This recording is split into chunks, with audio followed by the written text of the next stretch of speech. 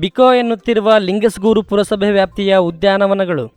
ಲಿಂಗಸ್ಗೂರು ಪಟ್ಟಣದ ಪುರಸಭೆ ವ್ಯಾಪ್ತಿಯ ವಿವಿಧ ನಿವೇಶನಗಳಲ್ಲಿ ಸಾರ್ವಜನಿಕರ ಅನುಕೂಲಕ್ಕಾಗಿ ಮೀಸಲಿಟ್ಟಿರುವ ಉದ್ಯಾನವನಗಳು ಸಮರ್ಪಕ ನಿರ್ವಹಣೆ ಇಲ್ಲದೆ ಬಿಕೋ ಎನ್ನುತ್ತಿವೆ.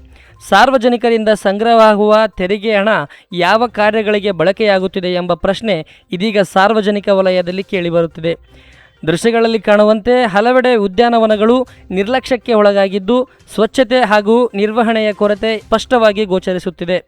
ಹಸಿರಿನಿಂದ ಕಂಗೊಳಿಸಬೇಕಾಗಿದ್ದ ಪಾರ್ಕ್ಗಳು, ಒಣಗಿದ ಗಿಡಗಳು, ಕಸ ಹಾಗೂ ಅವ್ಯವಸ್ಥೆಯಿಂದ ಪಾರ್ಕ್ ಎಂಬ ಗುರುತು ಕಳೆದುಕೊಂಡಂತಾಗಿದೆ. ಮಕ್ಕಳು ಹಾಗೂ ಸಾರ್ವಜನಿಕರ ವಿಶ್ರಾಂತಿ ಪಡೆಯಲು ಅಗತ್ಯವಿರುವ ಆಸನ ವ್ಯವಸ್ಥೆಯೂ ಇಲ್ಲದೆ ಕೆಲವು ಉದ್ಯಾನವನಗಳಲ್ಲಿ ಮೂಲ ಸೌಕರ್ಯಗಳೇ ಇಲ್ಲದಂತೆ ಪರಿಸ್ಥಿತಿ ನಿರ್ಮಾಣವಾಗಿದೆ.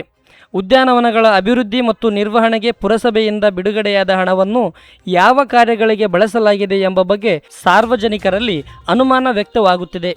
ಸಂಬಂಧಪಟ್ಟ ಅಧಿಕಾರಿಗಳು ತಕ್ಷಣ ಗಮನಹರಿಸಿ ಉದ್ಯಾನವನಗಳ ಸಮರ್ಪಕ ನಿರ್ವಹಣೆಗೆ ಕ್ರಮ ಕೈಗೊಳ್ಳಬೇಕೆಂದು ನಾಗರಿಕರು ಒತ್ತಾಯಿಸಿದ್ದಾರೆ.